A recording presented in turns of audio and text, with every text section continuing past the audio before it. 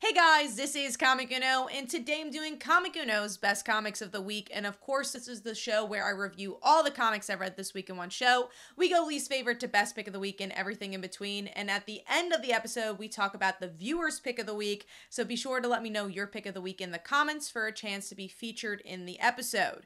Now jumping into this week's comics, I do have a somewhat of a lighter haul. I had about 8 comics this week, so let's jump into it. I will also say there was a lot of Batman books that I got this week, and just in general, a lot of Batman books on display, especially for DC Comics.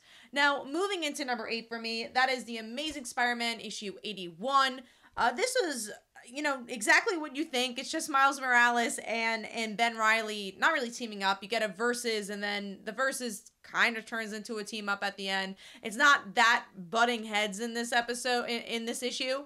And by the end, you get a little bit more about Beyond and them finding out that Dr. Octopus is looking into things. And overall, a very skippable issue, which is weird to say that usually the point issues are skippable because they're usually like, okay, this is what happened in a previous issue, or it's focusing on characters that don't have to do with the main story. And I thought the last issue, the Beyond issue, had more plot progression with May and Aunt May and Dr. Octopus and Peter Parker waking up than this issue that felt very fillerish to me and didn't really hit home with the character moments that I think it really could have with, characters like Miles and Ben. But it just felt like, oh, remember when we were with Spider-Verse? That was cool, I guess. There wasn't a lot of emotional umph in this issue, and it was just a very forgettable issue.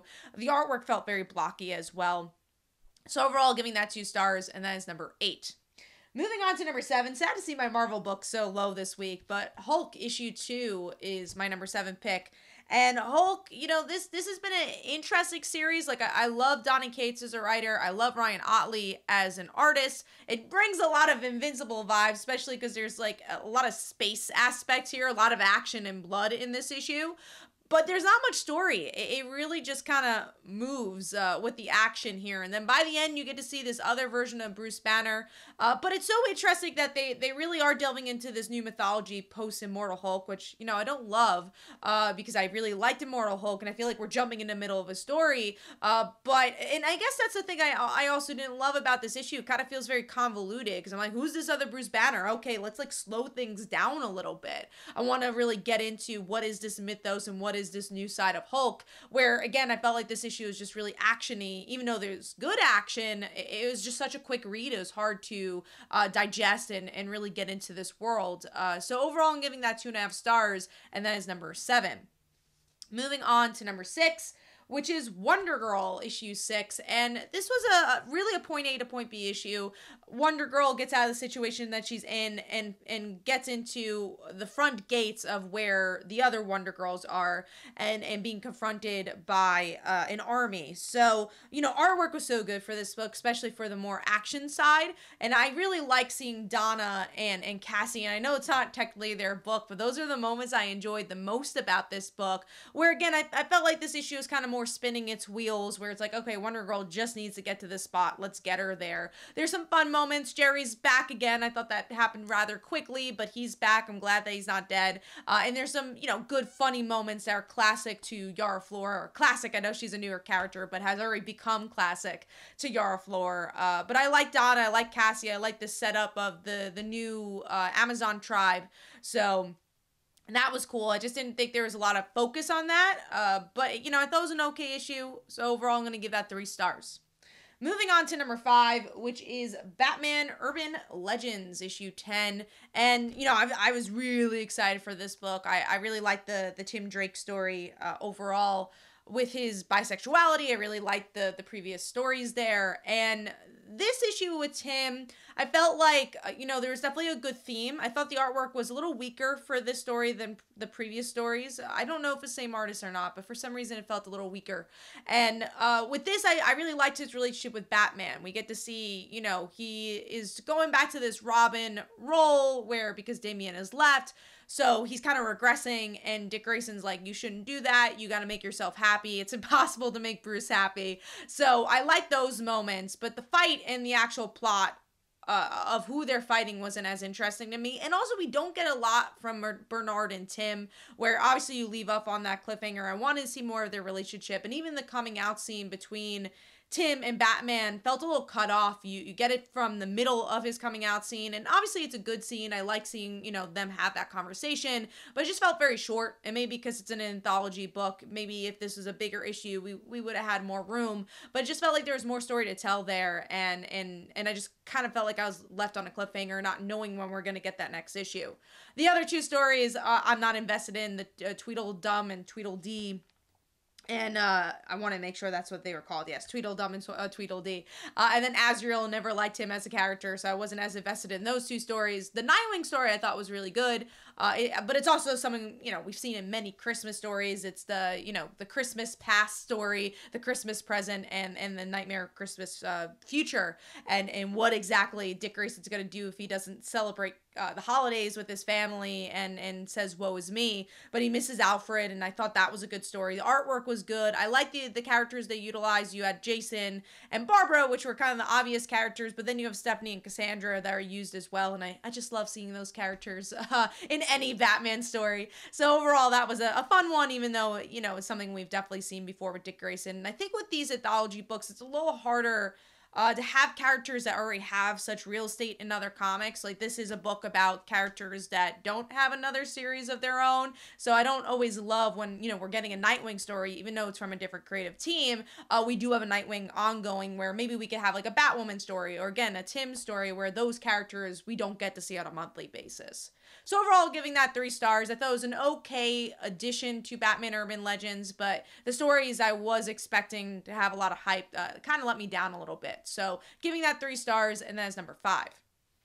Moving on to number 4, which is Mazebook issue 4. This is the penultimate issue of this series, a book that I've really enjoyed. If you're a fan of Jeff Lemire and his family stuff, I think you're going to really enjoy this one. I love the idea of him exploring grief, and we get to see that a bit here, where he continues to forget faces and kind of forget what happened with his daughter as he tries to find his daughter. And obviously there's a lot of obstacles that come in his way in this issue. This is definitely more of like, okay, let's get to the big boss battle. Let's get to the big moment. So it was a little slower than previous issues, but overall I think it still thematically hits home. Some really good artwork, especially because we're seeing a different world here. So the colors are different. It's literally the, kind of almost the upside down version of our regular world.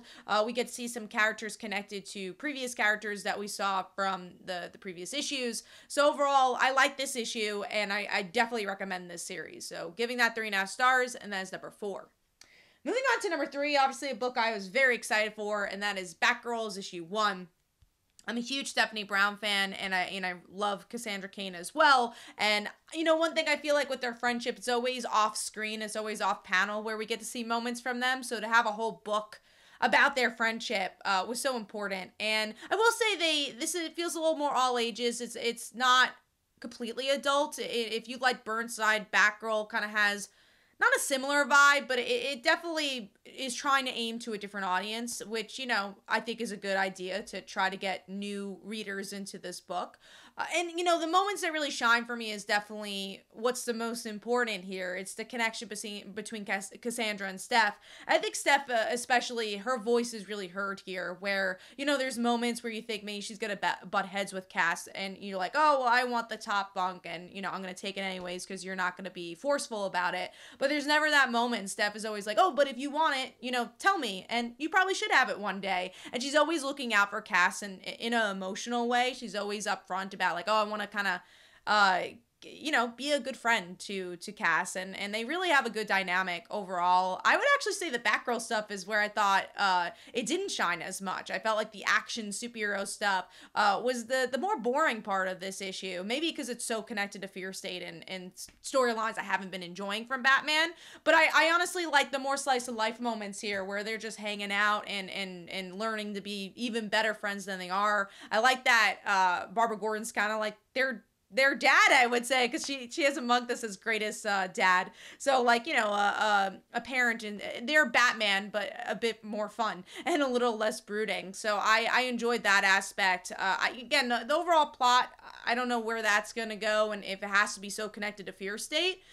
Again, another thing I would say, there are times where I feel like the dialogue's really bogged down, especially the inner monologue here. I felt like it wasn't as strong as maybe some of the dialogue work and some of the Easter eggs we get to see here. And artwork wise, it's a lot grittier than you would expect. It's not the exact tone I would expect from something like this, but overall I had a lot of fun with it, and I like this issue, and I'm excited to see where this friendship goes and this dynamic goes and what exactly this series is going to be about. So overall, I give this 3.5 stars, and that is number 3. Moving on to number 2, again, there's a lot of Bat titles, so, we got a lot of Batman on the top here. So Robin and Batman issue 2 is my number 2 this week, and I love the first issue, and the second issue definitely doesn't let me down, where we get to see a different angle of Dick Grayson, where he's having problems at school, and Bruce is not there for him, of course, but Alfred is, and we get to see this relationship and this bond continue between them. But the thing that was a lot of fun was just him interacting with the old school Teen Titans and seeing how they became friends. And then in the end, Bruce is like, oh, give me the report. Who are they and how do you defeat them? And Dick Grayson, in no seconds flat says exactly what's going on. And Alfred's disappointed. He's like, let him be a kid. I don't want him to be like you. And then we get a little bit of ending with Killer Croc, which I wasn't as attached to, but the other stuff, it really shows like how can Dick Grayson be his own person? What is his relationship like with Batman? The more father-son dynamic that we don't get to see as much in the superhero books, and get a different angle here, and how Alfred's involved as well. And I just really like seeing the Teen Titans and see all their voices done so well, and the artwork is just so good. I really like this for especially a flashback kind of book here. So overall, really solid story, and very much recommend this if you're looking for a good Batman, not Elseworld, but Batman side story, I would say, right? It's only 3 issues. It's a very quick story that you don't have to be so involved in Fear State and all this other Batman stuff to enjoy. So I'm going to give this 4 stars, and that is number 2. Moving on to number 1, which is Joker issue 10. And, I didn't know what to expect with this issue because it's still a flashback. And I was like, oh, do we need this flashback? We have so little issues left as we get towards the end. But once you get to the end of this story, you understand why you're getting the flashback. And, it's a very interesting time emotionally for Jim and Barbara. It's right after she was shot by the Joker, and her dealing with her new life and figuring out what her life looks like as someone who's disabled. So we get some small moments between her and Jim about that, and Jim being angry at Batman because he obviously knows that was Batgirl and doesn't want to say anything and still wants to deny it. But the most interesting thing is when we get to the Jim Gordon Jr. stuff, where he starts to get in our Jim's life, Jim Gordon Sr.'s life, Commissioner Gordon, and he steals the gun. He's fascinated by the Joker, and that's why I really enjoyed this issue, because it connects to why the hell is Jim Gordon Jr., James Gordon Jr. teaming up with the Joker in our previous issues, and you really get to see why he's doing it and just how evil he is as a person, and the Gordon connection to the Joker character in general. So I really like this. Even though it was a flashback, I think it really built up some good character moments to get to this final battle and these final revelations that Jim's son is a part of all this and teaming up with the enemy and exactly why he's doing it. And there's some really great haunting images and coloring here. So I really like the visuals for this as well, where, it is kind of mostly a talking heads issue. Overall, really solid. Really enjoyed this as a Gordon fan. So that's my pick of the week. Let me know in the comments below what your pick of the week was. And at the end of the episode of next week, we'll pick the viewer's pick of the week. Speaking of, last week it was actually the same as my pick of the week, which was Dark Knights of Steel issue 2. And here are some comments about that. Hopefully you guys enjoyed. This is Comic Uno, and I will see you guys in the next one. Bye.